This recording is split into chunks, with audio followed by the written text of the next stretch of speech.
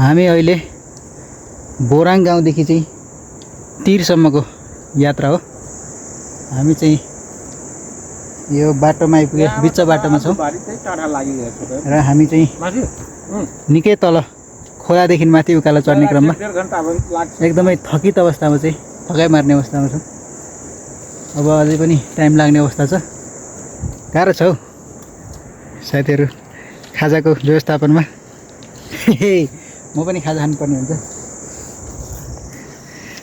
Video बनाएको, video बनाइरहेको छु हामी। खाजा हो यो? खाजा। यो चाहिँ स्पेसल खाप्सी हो। खाप्सी हो कि खाप्सी भन्छ होला।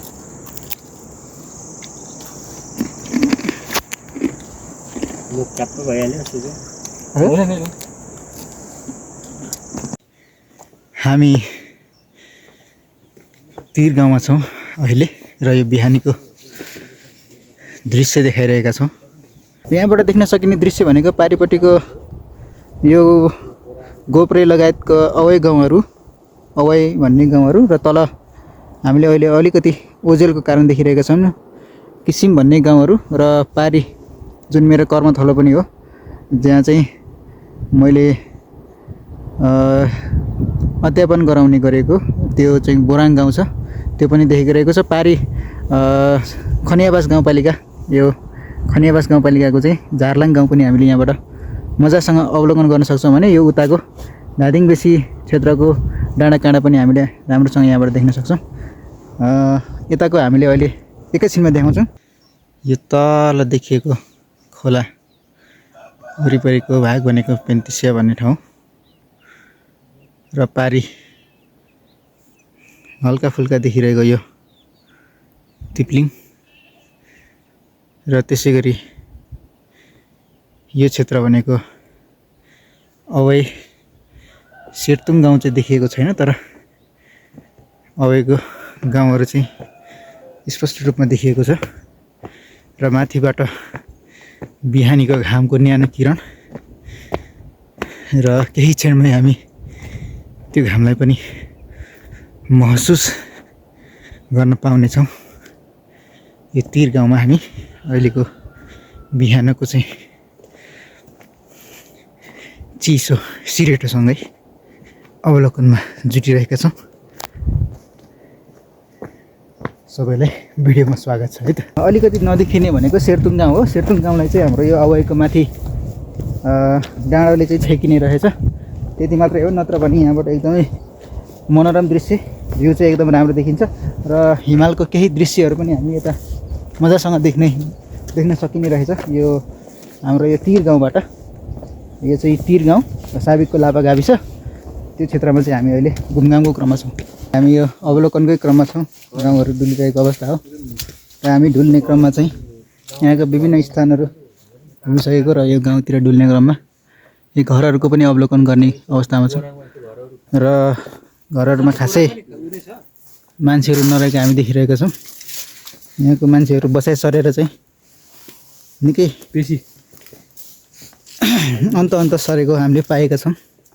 घरहरू टन्नै छन् नभएको होइन, तर घरमा मान्छेको चाहिँ स्थानीयहरू चाहिँ कमै मात्रामा देखिएको हामीले छौँ। भने यो किन चाहिँ यस्तो भयो भन्ने हामीले कारणको खोजी गर्दाखेरि चाहिँ यहाँको सेवा सुविधा चाहिँ छैन र सेवा सुविधाको चाहिँ खोजीमा अर्थात् शिक्षा, स्वास्थ्य लगायतका कुराहरू चाहिँ यहाँ उपलब्धता खासै नरहेको हुँदाखेरि सदरमुकामतर्फ चाहिँ झरेको हो भन्ने कुरा चाहिँ खुल्न आएको छ। यस्तो छ जङ्गल टाइपको र हामी अगाडि बढ्दैछौँ है त। देख्न सक्नुहुन्छ यो पनि सानो घर जस्तो देखिन्छ होइन, यहाँ पनि घर हो कि गोठो सायद, यहाँ पनि मान्छे छैन, घरै हो। यो अवस्था रहेको छ। यहाँनिर रहेको यो विद्यालय हो, यो चाहिँ श्री पञ्चकन्या आधारभूत विद्यालय। यहाँ 1 देखि 3 सम्मको पढाइ हुन्छ। हामी छिलिसकेका छौँ विद्यालयको परिसरभित्र। यो चाहिँ पञ्चकन्या आधारभूत विद्यालय। यहाँ चाहिँ 1 देखि 3 सम्मको चाहिँ अध्यापन हुन्छ। यो स्कुलको यो विद्यालय भवन हो भने यो पछाडि देखिरहेको चाहिँ हाम्रो यो स्कुलको क्यान्टिन रहेको छ र ठिकै छ, व्यवस्थित जस्तो देखिन्छ यसो हेर्दाखेरि। तर यहाँ एउटा कमी कमजोरी चाहिँ के छ भने यहाँ विद्यालयमा गेट एकपट्टि छ, 2टा गेट त छ, तर एकपट्टिको यो गेट चाहिँ गेट चाहिँ नरहेको अवस्था। यसले गर्दाखेरि विद्यालय परिसरभित्र चाहिँ केही समस्या हुन सक्ने अथवा चाहिँ पछि केही हुन सक्ने हो कि भन्ने पनि लाग्ने हो, तर चाहिँ अहिलेसम्म केही भएको छैन भन्ने हामीले चाहिँ बुझिरहेका छौँ। यसको चाहिँ अलिकति मर्मत सम्भारको लागि पनि पहल मर्मत सम्भार गर्नुपर्ने जस्तो पनि देखिन्छ। यहाँ अलिकति भत्केर गइरहेको अवस्था छ र हामी अगाडि बढिरहेका छौँ। र यो पहिरो जानु लागेको अवस्था, यहाँ माथि स्कुलको यो चाहिँ कम्पाउन्ड यो चाहिँ भत्किन लागेको अवस्था देखिरहेको छौँ। त्यसलाई चाहिँ मर्मत सम्भारको लागि सम्बन्धित निकायले पनि ध्यान दिनुपर्ने जस्तो देखिन्छ है त। यहाँ हामीले घुम्दै जाने क्रममा चाहिँ के थाहा पायो भने घरहरू चाहिँ अलिक टाढा टाढा रहेको छ।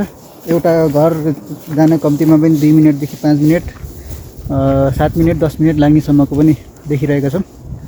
यो क्षेत्रमा यो साइडमा घरहरू अलिक बाक्लो रहेको छ भने यो बिचको डाँडो छ र डाँडोको पारिपट्टि पनि डाँडो रहेको के अरे घरहरू रहेको हामीले देखिरहेका छौँ। एउटा माथि घर रहेको छ, यता घर रहेको छ भने यता तलतिर पनि घरहरू छन् टाढा टाढा। र यो चाहिँ एउटै गाउँ भए पनि छुट्टा छुट्टै जस्तो देखिएको छ। यहाँ चाहिँ घर अलिक पातलो नै रहेको छ, त्यो हामीले अवलोकनको क्रममा देखेका छौँ। हामी यहाँ हाम्रो गङ्गाराम सरको घर आइसकेका छौँ। उहाँले चाहिँ घरमा यस्तो चिजहरू बनाइरहनु भएको छ। यसको विशेष काम चाहिँ घेराबार होइन, छेकबार विभिन्न ठाउँमा चाहिँ बारीतिर हुन्छ कि अथवा चाहिँ घरको वरिपरि हुन्छ कि होइन, बाख्राको खोरदेखि लिएर गोठसम्म छेक्ने काम चाहिँ यस्तो चिजले गर्छ। यो चाहिँ विशेष यहाँ पाइने एकदम हाम्रो गङ्गाराम सर चाहिँ यहाँ हुनुहुन्छ। उहाँले चाहिँ यो बनाउनुहुन्छ र उहाँको भाइ यता हुनुहुन्छ। लगाएपछि त हाम्रो के भन्छ पेसाको नै अलि त्यो छ। यो विशेष खालको चाहिँ के भने यो निगालो भन्ने चाहिँ प्रजाति पाइन्छ। निगालो चाहिँ यसलाई चाहिँ चिरफार गरेर चाहिँ बनाइन्छ। उहाँले चिरिरहनु भएको छ। यहाँबाट माथिको भाग भनेको चोया निकाल्ने हो भने चोया निकालिसकेपछिको बाँकी रहेको भाग चाहिँ यो चित्र भन्छ, यसलाई चित्र बुन्नको लागि चाहिँ प्रयोग गरेको यहाँ हामीले देख्न सक्छौँ है। दामी भ्यू देखिन्छ नि यहाँबाट चट्ट परेको। ओके, अहिले चाहिँ दिउँसोको 12 बजिसकेको छ होइन। हामी चाहिँ अब ट्याक्क खानासाना खाएर अब चाहिँ यहाँबाट बिदापाती भएर निस्किन लागिरहेको छ। ट्याक्क हाम्रो गङ्गाराम सरको घर चाहिँ यो हो अनि उहाँको घरबाट चाहिँ बिदापाती। बाई बाई बाई बाई नानी। ल हामी चाहिँ अब लागिसकेका छौँ निस्केर ट्याक्क चाहिँ अब चाहिँ सिधै रुम पुगिन्छ। त्यही भएर चाहिँ भिडियोलाई हामी यतैतिर एन्ड गरिदिउँ है। By by guys, thank you very much.